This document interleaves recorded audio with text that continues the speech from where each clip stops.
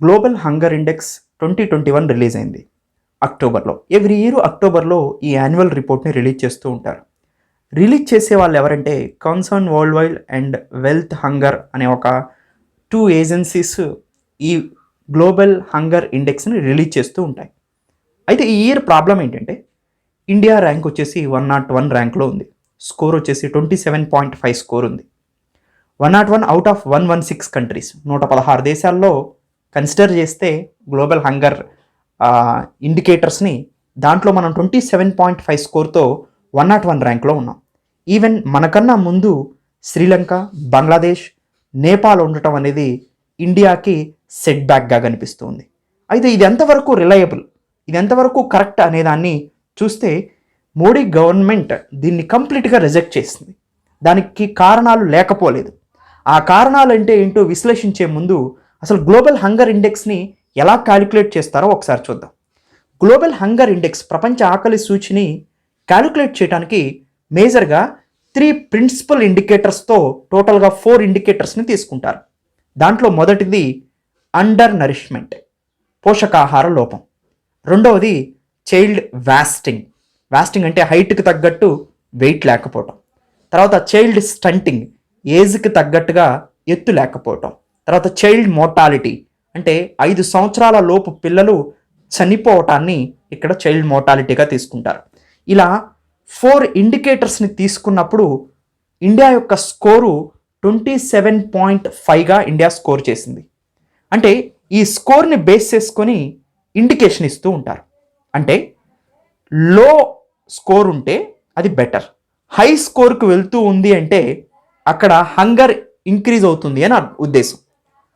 10 score కన్నా లోపల ఉంటే అక్కడ లో అలారమింగ్ లెవెల్, 10 to 20 మధ్యలో ఉంటే మోడరేట్ అలారమింగ్ లెవెల్, 20 to 40 మధ్యలో ఉంటే సీరియస్ హంగర్ అలారమింగ్, 35 నుంచి 50 మధ్యలో ఉంటే అలారమింగ్, 50 కన్నా ఎక్కువగా ఉంటే ఎక్స్ట్రీమ్ అలారమింగ్.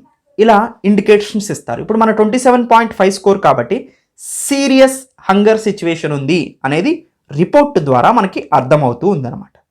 అయితే ప్రీవియస్ ఇయర్తో కంపేర్ చేసినప్పుడు ప్రీవియస్ ఇయర్ మన స్కోర్ వచ్చేసి, మన ప్రీవియస్ ఇయర్ మన స్కోర్ని బేస్ చేసుకొని ర్యాంక్ వచ్చి 94 ఉంది. ఇప్పుడు 101కి ఈ ర్యాంక్ పడిపోవటం జరిగింది. అసలు ఇంత తగ్గిపోవటానికి గల కారణం ఏంటి? ఈవెన్ మనం Indian government food security act 2013ని చాలా హై అమౌంట్తో రన్ చేస్తూ ఉంది ఆహార భద్రతానికి. ఎక్కువగా ఇండియాలో సబ్సిడీస్ ఇచ్చే వాటిలో 3 టైప్స్ ఆఫ్ సబ్సిడీస్ మనకి మేజర్గా ఉంటాయి. అంటే ఫుడ్ సబ్సిడీ కానీ, ఫెర్టిలైజర్ సబ్సిడీ కానీ, పెట్రోలియం సబ్సిడీ కానీ మనకుంటే వాటిల్లో ముఖ్యంగా ఎక్కువగా మనీని అలోకేట్ చేసేది ఫుడ్ సబ్సిడీకే ఎక్కువ అలోకేట్ చేస్తూ ఉంటారు. ఫుడ్ సెక్యూరిటీ యాక్ట్ 2013ని బేస్ చేసుకొని ఆహార భద్రతను కల్పిస్తూ ఉంటారు. పూర్ పీపుల్కి రేషన్ షాప్స్ ద్వారా రేషన్ రైస్ని ప్రొవైడ్ చేస్తూ ఉంటారు. మరి ఈవెన్ కోవిడ్-19 పీరియడ్లో కూడా ఫ్రీ ఆఫ్ కాస్ట్కి రేషన్ని ఇవ్వటం జరిగింది.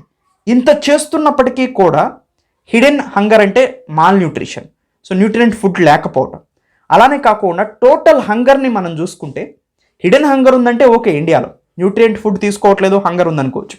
కానీ ఫుడ్ గ్రెయిన్స్ ఇంత సప్లై చేస్తూ ఉంటే హంగర్ ఎలా ప్రివేల్ అవుతుంది అనేది చూస్తే ఉండొచ్చు. కానీ ఇంత అలారమింగ్గా ఈవెన్ పాకిస్తాన్, తర్వాత నేపాల్, శ్రీలంక కూడా కన్నా కూడా ఇండియా స్లిప్ అయింది ర్యాంక్లో అంటే సమ్ డిఫాల్ట్స్ ఈస్ దేర్.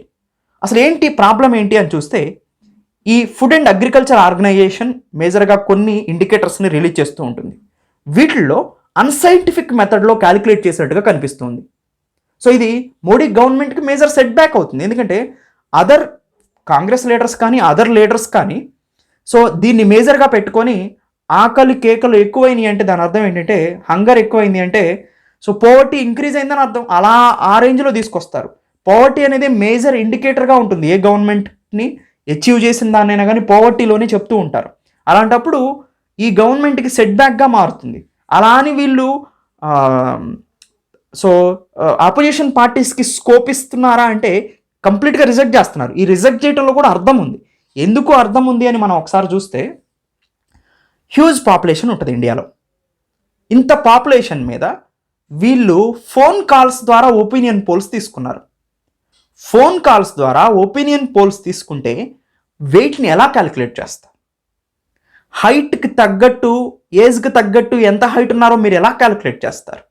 ఇది అన్సైంటిఫిక్ మెథడ్లోనే జరిగిందంటానికి ఇదే ప్రూఫ్గా చెప్పొచ్చు. సో మీరు ఎంత రిలయబుల్ ఇన్స్టిట్యూషన్స్ అయినా కానీ పర్ఫెక్ట్గా మీరు మెజర్ చేస్తేనే ఇండికేటర్ పర్ఫెక్ట్గా వస్తుందని లేదు. అలాంటిది ఒపీనియన్ పోల్, టెలిఫోన్ ద్వారా మీరు పోల్స్ని తీసుకొని ఈ డేటాని రిలీజ్ చేయటం వలన ఉపయోగం ఏంటి? సో మేజర్ సెట్ బ్యాక్ అదే గవర్నమెంట్ ముందుకు తీసుకొని వస్తుంది. ఈవెన్ కోవిడ్-19 పీరియడ్లో ఆఫ్ఘాను, బంగ్లాదేశ్, నేపాల్, శ్రీలంక ఇండియా ఎదుర్కొన్నంత పర్ఫెక్ట్గా హంగర్ని ఎదుర్కోలేకపోయాయి. అయినప్పటికీ కూడా అవేం ఎఫెక్ట్ కాలేదు అని రిపోర్ట్లో ఇవ్వటం, సో ఇది వండర్గా ఉండింది. పాకిస్తాన్ 92 పొజిషన్లో ఉంది, బంగ్లాదేశ్ 76 పొజిషన్లో ఉంది, శ్రీలంక 65 పొజిషన్లో ఉంది. కానీ ఈ చిన్న చిన్న దేశాలను ఇండియాతో కంపేర్ చేయడం అనేది అంత రిలయబుల్ కానప్పటికీ, ఇండియాతో కంపేర్ చేసినప్పటికీ కూడా అక్కడే హంగర్ ఎక్కువగా ఉంది. కానీ రిపోర్ట్లో మాత్రం ఇండియా స్లిప్ అవటం అనేది, సో టెలిఫోన్ ద్వారా అన్సైంటిఫిక్ మెథడ్లో ఫుడ్ అండ్ అగ్రికల్చర్ ఆర్గనైజేషన్ ఈ సర్వేని శ్రద్ధ లేకోకుండా నిర్వహించడం వలన ఈ తప్పు జరిగింది అని అయితే కన్ఫామ్గా మనకి తెలుస్తుంది. కానీ ఇండియా ర్యాంక్ స్లిప్ అవడానికి అసలు అవకాశమే లేదు అని ఫుడ్ సెక్యూరిటీ యాక్టే దానికి నిదర్శనం అన్నమాట. ఎనీవే, ఇది గ్లోబల్ హంగర్ ఇండెక్స్ మీద ఉన్నటువంటి గవర్నమెంట్ వాదన.